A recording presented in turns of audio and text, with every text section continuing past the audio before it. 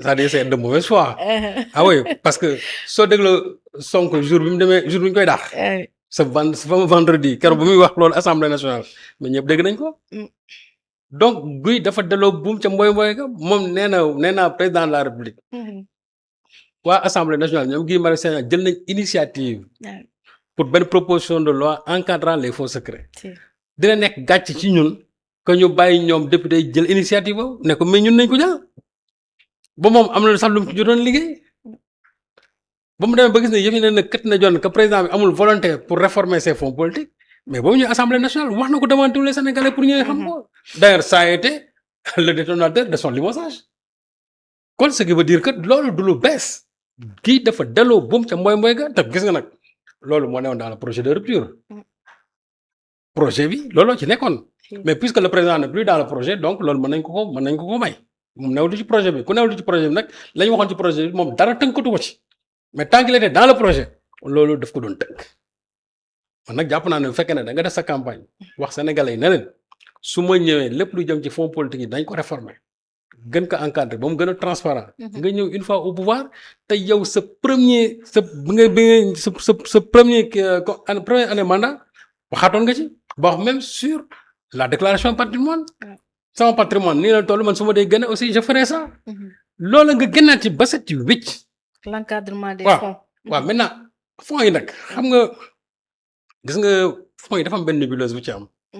parce que da ngay dégg nit ñi des fois ñu ne 8 milliards et cetera non tous les fonds à caractère secret ba 2015 laa de déglu wax li moom 2015 c'était 18 milliards 320 millions 18 milliards 320 millions loon en 2015 plus de 8 milliards 18 milliards laa de plus de 8 milliards 18 milliards léegi 18 milliards yooyu dafa am benn répartition ci biir 18 milliards yooyu dañ ne lépp lu ñuy wax fonds secret ak fonds politique ci lañ dégager 9 milliards léegi fonds d'intervention africaine ñu dégager 2 milliards ñu ne maintenant fonds de solidarité africaine mais fonds d'intervention maintenant sociale 5 milliards exonération et compensation 500 millions et quelques après ñu door a ñëw maintenant sur les fonds de la primature ñu tuddee ko fonds de sécurité qui tournait autour de 593 millions donc nii la ñu répartir woon tous ces fonds à caractère secret soo ko boolee day dem ba jusqu'à 18 milliards 320 millions loolu la woon c'est-à-dire que tey ci biir loolu dafa am sax ay détournements au niveau du budget même de la présidence parce que y a un inspecteur du trésor bu ci mosoon def benn kayit gu am solo muy monsieur Mamadou Sow la mu ci bindoon nee na boo xoolee presque de 2012 à 2017 fonds politique yi tourné na autour de 104 milliards de 2012 à 2017 c'est-à-dire sous le Macky fonds politique yi bu ñu ko dajalee dem na ba 104 milliards soo ko multiplier sur les années restantes de Macky Sall presque fonds yi di nga dem ba 200 et quelques milliards ci fonds politique parce que bu ñuy wax fonds politique li nga xamante ne mooy dem ci par exemple fonds de solidarité africaine mooy li ñuy dimbalee yenn réew Afrique yi am yenn problème yi mais loolu par exemple su ko neexee mu bañ a dimbali kenn xamul dara fonds d'intervention sociale boobu ñuy wax mais budget présidence dafa am lu ñuy wax fonds de secours boobu moo fonds d'intervention sociale benn la c'est-à-dire que foofu dafa am dédoublement parce que li fonds de secours di tekki di jëriñ moom la fonds d'intervention encore di jëriñ moo tax président Diomaye bañ ko laajee moom lu mu njëkk a wax da ne ñi ciy dimbali mais pourtant rubrique boobu moo ci gën a tuuti gënu tuuti mais moo gën a tuuti par rapport ak yeneen fonds yi parce que rubrique boobu 5 milliards la mais rubrique bi ñu tuddee fonds secret ak fonds politique rubrique boobu ça tourne autour de 9 milliards j'ai dit temps Macky Sall 2015 mais Macky Sall ku ko xam ak ni mu bëggee xaalis man leer na ma ne ba bi mu jógee ci pouvoir bi xam nga fonds yi dañoo wax naan 18 milliards man jàpp naa ne romb na 20 milliards yi di dem mais loolu tey c'est une nébuleuse sénégalais xamuñu ko parce que bu njëkk daan nañ ko publier dans le site du ministère parce que Maodo Sow foofu la ko jëlee woon ba publier ko mais tey kenn gisatu ko donc si en 2015 on en était à presque 18 milliards 320 millions ce qui veut dire que aujourd'hui en 2026 man jàpp naa ne fonds yooyu romb na 20 milliards di dem imaginez plus de c'est-à-dire 20 milliards yooyu dem te même le fonds de la primature nga xam ne dañ ko logé woon foofu encore fonds primature bi c'était 593 je crois 593 millions mais keroog Ousmane Sonko bi tax assemblée nationale nee na fonds bi dem na 1 milliard 700 su fekkee ne fonds primature moo jógee 593 millions dem 1 milliard 700 mais ce qui veut dire que aussi le fonds présidentiel aussi grimpé na. logique pour xam nga Ousmane moom wax na. président Diomaye moo waroon ndax tey ñaata la man jàpp naa ne ak ku xam Macky Sall fonds yi day bu demul 25 milliards dem na 30 milliards ci lu leer laa la wax bu demul 25 milliards dem na 30 milliards mais loolu nag li ci mën a gindi askan bi mooy nañ ko leeral c'est-à-dire waxuñu nan nga koy utiliser mais au moins am nañ sañ-sañ ñu ne li jëm ci fonds spéciaux yi fonds yi day dégagé nañ lii. daane rubrique bi dégagé nañ lii rubrique bi dégagé nañ lii léegi nag na nga koy utiliser mën nañ cee bañ a am accès mais au moins dina am benn encadrement parlementaire boo xamante ni ñoom danañ ko mën di saytu mu bañ a nekk te loo xam ne dañ naan président 9 milliards a ngoog 10 milliards a ngoog def ci lu la neex parce que le même problème quand en France bañ ko fa souligner en 2001 Lionel Jospin qui est décédé aujourd'hui moo waxoon na parce que daf ci amoon scandale mu ne nañ ko réformer désormais kenn dootu ko loger foofu ministère de l'intérieur lañ koy def te simplement fonds yi dañ koy dugal sur la sécurité intérieure sur la sécurité extérieure mun na yem foofu amatul ay fonds d'intervention amatul ay solidarité amatul ay nangam ak nangam c'est-à-dire rubrique yooyu day tëb xam nga ba dégg ñu fonds de solidarité africaine ça se comprenait à l'époque parce que biñ nekkee dans les guerres de libération ñi nga xamante ne boo colons yi dañ leen doon noot boobu léegi boo jëloon le cas par exemple de la Guinée-Bissau le cas du Cap-Vert le cas de l'Angola wala le cas de l'Afrique du Sud peut-être ñooñu ña doon xeex pour seen indépendance doon nañ soxla xaalis ñu war génne xaalis jox leen ko mais sans pour autant mu am traçabilité ça se comprenait mais aujourd'hui loolu wees nañ ko comme wees nañ ko fonds de solidarité boobu dafa war a tëb mais fonds bi ba léegi ma nga fa te man gis naa un président boo xamante ne nii moom lekk na ci bay bëgg a dee président Guinée boobu nga xamante ne kii moom fonds yu mag yi moom lekk na ci te lu ma xam dañ ko ci daan jox à quel titre parce que moom simplement booy Macky Sall la woon parce que moom xeexuloon dara c'était tout simplement moom pour mu jël peut-être rek ci ay problème donc moo tax ma ne xaalis boobu ñu jël di ko joxe mais loolu dafa war a dellusiwaat ci Sénégal mais loolu nag pour mu am ni ñoom Ousmane Sonko wax ñoom Guy Marius Sagna wax loolu la ñu war a def dañ ko war a encadrer gis nga suñ ko encadrer mu am un contrôle parlementaire même su la neexee ñu jël un magistrat de la Cour des comptes ñu mottali ko mais au moins ñu ne fonds yi ci lii la ba la ñuy jël léegi la ñu ne président bi léegi dépensé ko nu la neex loolu dafa war a xewi en France xewi na fa depuis 2001 lan moo waral tey ñu ne président war a jëlal tant de milliards dépensé ko sans pour autant nga wax non loolu day xewi parce que président aussi c'est un citoyen président dañ koy fay donc président mënoo jël ay fonds politique pour lan pour moom mu mën a dem dundal sa formation politique au détriment des autres pour mën a dem jënd ay militants pour mën a dem jox ko ay soxnaam ñu dugal ko ci ay fondations et c'est là où moi j'interpelle même l'État parce que aujourd'hui j'ai vu à la télévision la femme du président de la République à Ziguinchor di distribuer ay moulins je crois plus d'une vingtaine mais je me pose la question de savoir mais où est-ce que sa femme a pris les moyens fan la ko jëlee xaalis bi on se pose pas la question Bassirou Diomaye Faye bi mu ñëw au pouvoir nee na moom il était endetté c'est ce qu'il avait dit diggante bi sa femme xaw ma lu muy liggéey mais tey nañ bu fekkee ne soxnaam dafay liggéey bu ko permettre moom mu dem jënd ay moulins di ko maye loolu aussi nañ ko leeral parce que en république ki war a njëkk a montrer la transparence mooy ki nga xamante ne moo ci jiitu ba pare di veiller à l'application tout simplement scrupuleuse des institutions. C'est lui le gardien de la Constitution. Ok, moi je crois que lépp lu fi war a leer moom moo war a jiite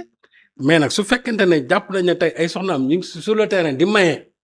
mais nañu wax loolu la xaalis boobu alal jooju fan la jógee. te généralement ñun li ñu daan jàpp mooy fonds politique yi moo doon alimenter les fondations présidentielles même si man amu ci preuve mais loolu la nit ñi doon wax. loolu nag pour épargner ci l'actuel président je crois que li ko war mooy fonds yi na nangu ñu encadrer ko indi ci une loi parce que loolu c'est l'argent des Sénégalais l'aberration Rama mooy moom keroog dans son discours lu mu wax mu ne parti bi xaalis bu fa dugg day transparent lépp lu fa mën a nekk rek c'est-à-dire luy alimenter les fonds de son parti day transparent waaw yow loolu nga installé ko ci sa parti te certainement dina nekk ci statut yi léegi nga bëgg yow au niveau de la présidence ba nga xam ne yow yaa ko jiite nga ne loolu du fa am c'est-à-dire pour man mbay sa wu mu tànk charité bien ordonnée commence par soi-même bala ma koy nangu ci biir parti bi kay présidence bee ma jiite te mu am ay fonds yoo xam ne indi na jiixi jaaxa ci réew mi ma ne léegi fonds yi léegi néeg lay demee ba xam ne su fin d'année jotee Sénégalais ils n'ont même pas besoin de savoir na léegi mais l'essentiel mu am benn contrôle parlementaire boo xam ne ni ñoom dinañ xam xaalis bi fu mu jaar fu mu jaarul bu fekkee ne am na fu mu jaarul su boobaa peut-être loi dina mën a wax ba ñu rétablir mbir mi ci yoon mais nag bëgg a jël plus de 10 milliards parce que nee naa la comme que 2015 9 milliards loon man jàpp naa ne fonds yooyu li nga xam mooy rubrique fonds politique romb na lool boo ko jël nag dans leur globalité 18 milliards yooyu man jàpp naa ne romb na ko donc gafe nga président du 9 milliards kese de c'est-à-dire romb na 18 milliards yooyu parce que ya fa nekk yëpp lu mu ci dépensé amul benn dërëm bu muy justifié fonds de solidarité africaine du justifié fonds d'intervention du justifié fonds politique du justifié compensation financière exonération tam du justifié te rubrique yooyu yëpp boo ko boolee moom la ñu tuddee maintenant les fonds spéciaux à caractère secret et wax naa la ne 2015 ces fonds là atteignaient 18 milliards 320 millions aujourd'hui li wóotu woon na ma bés bu ko député yi saytoo ba wax ko di nga gis ne fonds yi romb na 20 milliards yi di wéy di dem connaissant Macky Sall 2015 ba 2024 man xam naa ne fonds yi romb na foofu loolu nag wax dëgg yàlla mënuñu accepter que dans ce pays ñu jël lu toll noonu 20 milliards bàyyi ko benn président mu ci def lu ko neex loolu mënul nekk c'est-à-dire non président bi mënul nekk un président na être logé nourri ñu jëlal ko lépp ba pare bëgg a jël manne financière bu toll noonu teg ko ci sa loxo ñu ne dañ koy encadrer ñu ne du fi amee lu tax te loolu ñu déggee ko woon moi je crois que le projet de rupture bi waa Pastef bi doon wax moom comme que newuti ci mais ñi nga xam ils sont toujours dans le projet nañ ko jëmal et c'est là où j'applaudis vraiment l'initiative de Guy Marius Sagna et compagnie parce que ñoom seen wàllu bopp la nga xamante ne moom lañ diggoon ci projet bi tant que man lañ def ay proposition de loi yóbbu ko assemblée nationale nañ ko def nañ commencé ci fonds secret yi bés bu ñu ko mën a def de déclaration patrimoine aussi nañ ko def mais fonds yi moom nañ ci dem ba mu jeex tàkk parce que il n'est plus question dans ce pays de laisser une manne financière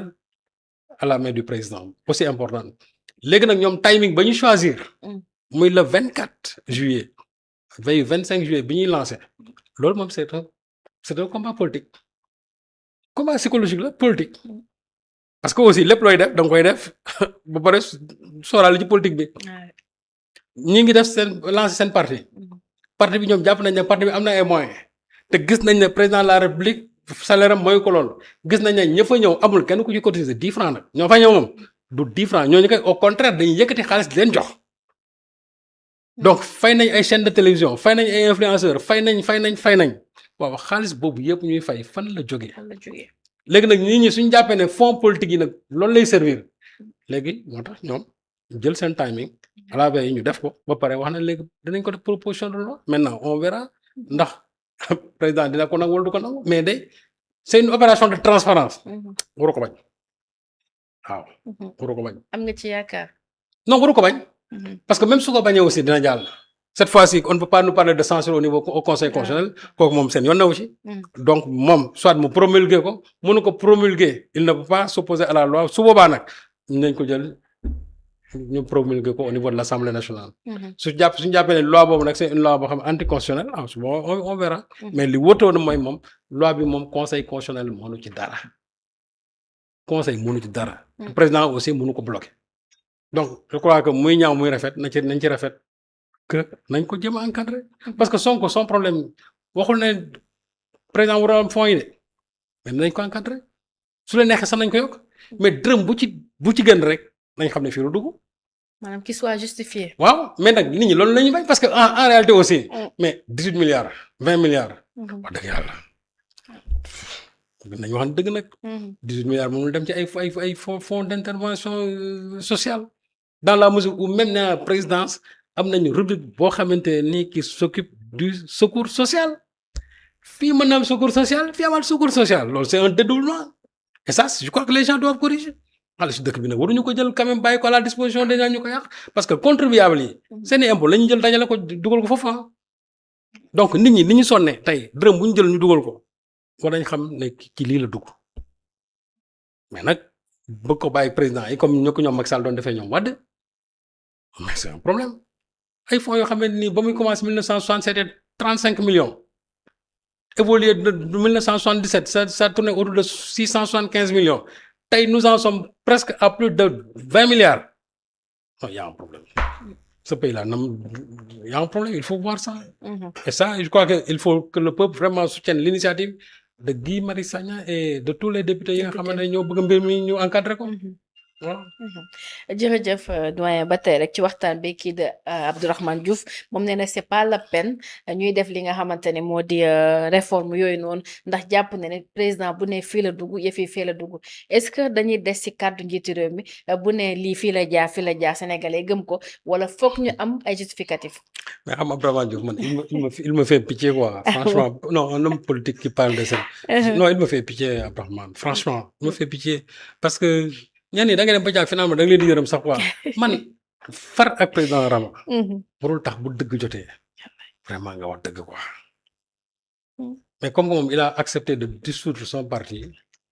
renoncer à ses convictions parce que lui c'était le théoricien de l'afro-souverainisme du patriotisme économique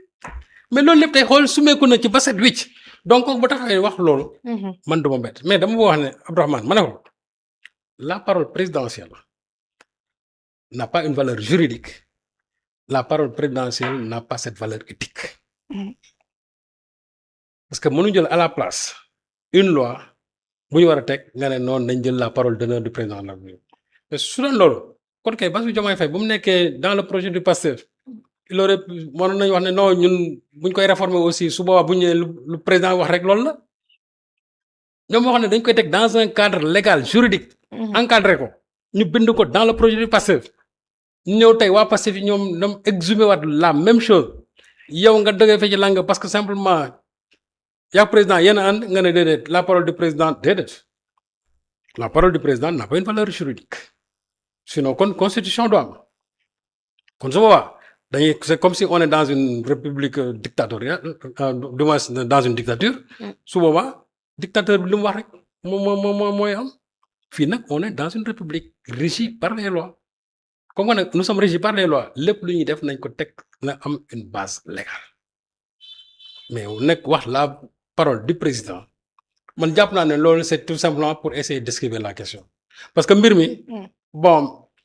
délicat boo xamante ne nii ñoom am nañ kersa sax pour wax ne woy fonds politique nañ ko encadrer parce que aussi ku xam fonds politique yi comment ça se passe dans ce pays avec nos présidents te nga far camp présidentiel ay la yéwén doo bëgg ñu encadrer ko doo ko bëgg parce que da nga ciy bénéficier wu dañu wax ne dëgg ñiy farak président yi yëpp muy président yi fi jaaroon yëpp ku farak ñoom mën na la da ngay seddu ci fonds politique yi kooku moom ñi fi muy tey démb ak barki démb ci yam ñi fi jaar yëpp toujours dañ ciy cëru ñoo xam nag nañ ciy cëru donc bu bëggee lewalal loolu wax na pour man jàpp naa ne vraiment c'est peine perdue et puis moom je crois que en tant que homme politique am na loo xam war na ko rusa parce que gis nga lii day wees bu subaa il peut se retrouver dans l'opposition bu subaa il peut se retrouver aussi même président de la République na xalaataat loolu c'est important parce que Abdourahmane boo ko dégloon même dans son discours bu mu nekk opposition amul lu mu waxul ci président de la République c'est-à-dire sur les pouvoirs du président on a un hyper président il faut nañ wàññi lii tey soo ko ci interroger waatoon ci loolu mën na daan la déedéet parce que sama moom président ñoo ànd donc moom la ma waxoon yëpp d'ailleurs je l'ai dit tout à l'heure sur l'afro-souverainisme moom moo ko doon prôner le patriotisme économique mais yooyu sumee ko na ci ba seen wicc c'est-à-dire que moom waxi dem ak waxi teyam dañu waroo léegi aussi bu fekkee dañuy wax la parole présidentielle aussi non parce que ñun président wax jam waxoon démb sur les fonds politiques ñun wax jooju la ñuy jàpp la ma waxoon démb nag mooy ñun bu ñu ñëwee ci pouvoir bi parce que bu ñëwee ci pouvoir bi fonds politique yi dañ koy encadrer même su jàppaloo ne à l'époque ne moom mooy nekk président de la république mais tey wax jooju topp na ko. Ah. parce que ci lañ ko élire président de la république donc Abdourahmane wax dëgg yàlla sa genre wax yooyu bi nga koy wax sax tu es tellement gêné que yow xam nga ne li ngay wax tegul fenn nit nag bu dijjikee bay wax ngay wax loo xam ne nii la postérité suñ ko déggee dinañ ci am benn fierté mais bés buñ la ko souligner dans 10 ans 15 ans gàcce kese moo lay topp. te su boobaa aussi peut-être di nga nekk ci posture boo xam ne nii di nga bëgg a dellusiwaat ci wax ji tënk la donc il faut beaucoup faire attention aux paroles d'aujourd'hui. surtout man ko ci surtout ba tey sax ci fonds yooyu noonu dañ ciy des ndaxte directeur exécutif bu ONG 3D di Moundiaye Simon sa àdduna ci am nay kàddu yi nga xamante ne jot na koo yëkkati par rapport à ces fonds ndax jàpp na ne balaa ñuy encadrer fonds yi nga xamante ne présidence di jóge dafay baax ki fi nekkoon premier ministre Ousmane Sonko mu indi illustration par rapport ak nu mu utiliser fonds yi nekkoon foofu ca primature. xam nga man Moundiaye dama ko yërëm. xam nga wax naa ko li ci am doo xam mais kooku tam mu ñaay aussi dama ko yërëm parce que voilà des gens yoo xam ne dañu nekk ci benn contorsionnisme boo xam ne daf leen sonal waaw parce que boo gisee ñi ngi def nii la genre reptilisme ci lañ nekk daal alors que man jàpp naa ne vraiment société civile Sénégal bi il est temps aussi que au niveau de l'Assemblée nationale que aussi ñu xalaataat même sur le fonctionnement de la société civile Moundiaye Cissé bu bëggee taxaw wax loolu c'est dafa bëgg c'est-à-dire lewal simplement le fait que président de la République utilisait ay fonds politiques am mais là Ousmane Sonko a osé dire parce que Ousmane Sonko au moins am na courage daan ne 1,7 milliard te moom wax na ni ñu ko doon utiliser te nee na dina ci dellusiwaat au moins kooku jox na ay pistes indicatives Ousmane Sonko wax na ko de joxe na ay pistes indicatives mais xam nga mu bëgg la moo bon bu ñu la waxee ne fajal sangam nga ne waaw bu ñu waree faj sangam aussi nañ faj sangam déedéet ça ne se passe pas comme ça gis nga la chaîne des responsabilités bu ñu leen jaawale la chaîne des responsabilités bu ñu leen jaawale il y a une ligne budgétaire boo xam bu nekk à la présidence de la République moom la nit ñi wax nañ ko encadrer léegi nag man mënoon naa d'accord mu ne loi bi nga xamante ne mooy tënk président mooy tënk primature te loo ci xamul même primature boobu c'est à partir de 2009 lañ fa indi li ñuy wax les fonds de sécurité. 2009 musul waaw 2009 musul am fonds politique bañ ko indee 2009 ci lañ ko tuddee les fonds de sécurité après de 2009 c'était certainement autour de 500 millions ci la évolué jusqu'à aujourd'hui à 1,7 milliard mais 2009 lañ ko fa dugal mais sous le règne de président Abdou Diouf mës na am pendant les 9 premières années de Wade mës na am léegi nag comme que léegi Ousmane Sonko dem na moom ba wax. ne les 1,7 milliard kooku au moins joxe na moi j'aurais bien aimé que président Diomaye Faye daan ne les 18 milliards les 20 milliards que j'ai utilisés pour les fonds politiques ñu xam nu mu toll parce que ñun suñu premier problème mooy tey xamuñu nan la toll li ma ci mën a wax daal mooy étude ya Mamadou Sow defoon man ci laa tënk en 2015 man daal au moins danaa ba 2015 fonds yi moom ñëw na ba 18 milliards 320 millions léegi nag tey fan la egg nañu ko wax Ousmane Sonko moom wax na parce que à l'époque c'était 575 millions tey dem na ba 1,7 milliard mais le président dañu wax comment ça a évolué de son côté te Moundiaye Cissé moom di wax. waaw moom ONG bi muy diriger ONG 3D moom fonds politique yi moom fonds yi muy utiliser du moins est-ce que am na benn traçabilité est-ce que mës na taxaw en tant que société civile qui appelle à la transparence mës na taxaw toog def bilan société civile am en disant que ñun de xaalis bi ñu jot fii lay jógee fii lañ koy dugal mosoo ko dégg da ngay xëy rek leen gis ñu dugg ci oto yu rafet am ay kër yu rafet yore xaalis bu bari te doo xam xaalis bi fu mu jógee doo xam xaalis bi nu ñu koy dépenser donc Moundiaye man day mën naa ànd ak yow ci loolu nga wax mais yow tamit waxal. ONG 3D fan ngeen di jëlee ay koppar parce que am na ñoo xam ne xam naa ne waa OSIWA dañ leen di jox xaalis OSIWA dañ leen di jox xaalis fii ñu ci bëri OSIWA dañ leen di jox xaalis mais OSIWA ci yenn critère la leen di joxe xaalis OSIWA dañ leen di jox xaalis xam nga waa Y'en a marre bi ñu leen ko waxee fii weddi wuñ ko woon mais est-ce que ñoom OSIWA joxul leen xaalis nañu leeral loolu su fekkee ne OSIWA dañ leen di jox xaalis ou bien ñeneen nañ ne ñii dañu jox xaalis te xaalis bi. cause bii moo tax ñu jox ñu ko parce que aussi buy joxe xaalisam aussi c'est la lutte pour les minorités c'est pour la protection des minorités yooyu góor jigéen dañ ci bokk bu leen jox seen c'est-à-dire que minorité dañ cee bokk mooy fépp ñu néewal doole benn minorité aussi waaw boo leen boo defee appel c'est-à-dire boo defee appel comment dirais-je kii ñu dimbali la donc su fekkente ne tey ñoom tamit xaalisu aussi waa boobu dañ cee laal wala laaluñ ci wala am na yeneen fonds nañ ko leeral ba ñu xam ñoom la nature de l'argent bi nga xam moom la ñuy jot quelle est la cause principale bi tax ñu leen di jox xaalis yooyu. ak provenance bi. waaw provenance bi parce que am na ci ñoo xam ne ñoom tey le fait que ONG yi da nga mës a dégg ñu critiquer góor jigéen yi mosoo dégg ñu toog ñoom affaire góor jigéen ñu tudd ko ba critiquer doo ko mës a dégg. waaw ñu bëri àdduñu ci. duñ ci àddu xamul tax. parce que financement yu bëri yi ñuy jot c'est loolu moo ko conditionné. il faut défendre les minorités sexuelles. peut-être que ñenn ñi nag duñ ko ñimee toog di ko wax mais duñu ŋàññ duñ ko fësal mais duñu ko ŋàññ parce que di fii wax ma ban société civile nga mës a gis mu toog fii daal di wax rek tudd góor jigéen amul fi donc ñooñu dañu leeral ñoom xaalis bi ñuy jot ku leen koy jox et c'est destiné à qui et quelle est la cause principale bi tax ñu leen di jox xaalis bi donc mu ñaay se bala muy toog moom di wax naan primature ak yooyu moom la muy jot dans son organisme na ko wax. yeneen société civile yi nga xam aussi ils s'inscrivent dans la même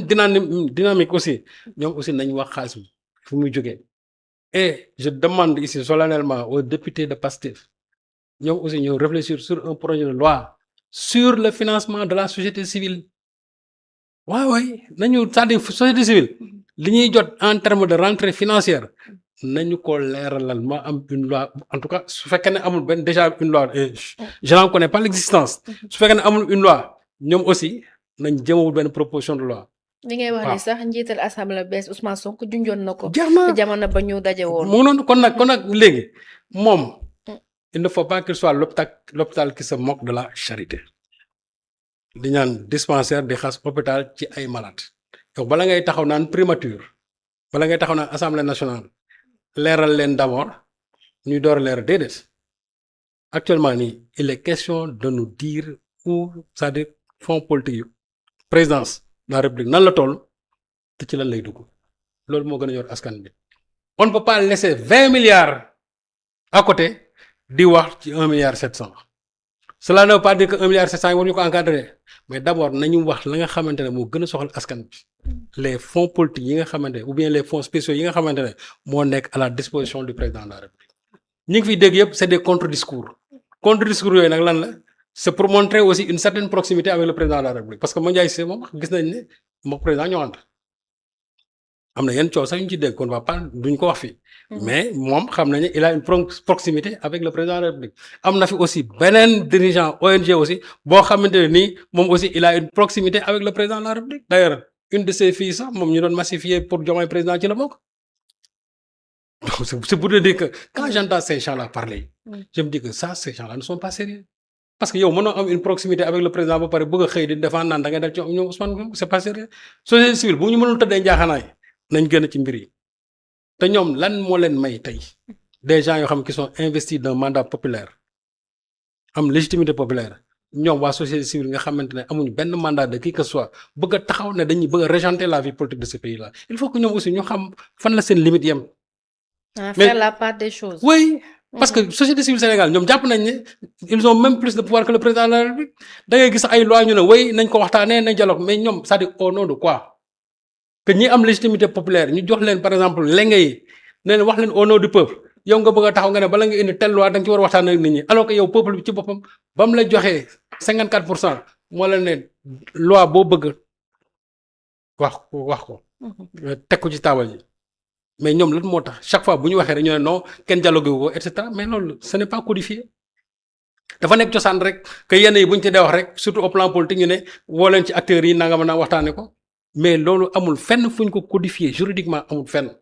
donc ñoom suñ ko bëggee jël ériger ko en règle bon boo xam ne kenn mënu ko dindi là ça pose un problème moo tax mën a ñoom nañ xam fi seen compétence yem. il faut savoir faire la part des choses comme tu l'as dit tout à l'heure voilà nañ yem fi ñu war a yem ñeneen ñi la ñu war a def aussi ñu def ko donc ce discours là ce contre discours là pour essayer masquer je ne sais pas l'encadrement des fonds politiques pour man ça fait shit waaw jërëjëf sëñ Saliou Guèye ba tey rek ci waxtaan bi daanaka sax moo doon suñu question bu mujj di vote informel ba moom foofu ca ONU ak poste bi nga xamante ni ki fi nekkoon njiitu réew di Macky Sall mu ngi ko bëgg muy di secrétariat général gis na ni vote informel yi moom ça a été défavorable par rapport au président. waaw mais xam nga Macky Sall dès le départ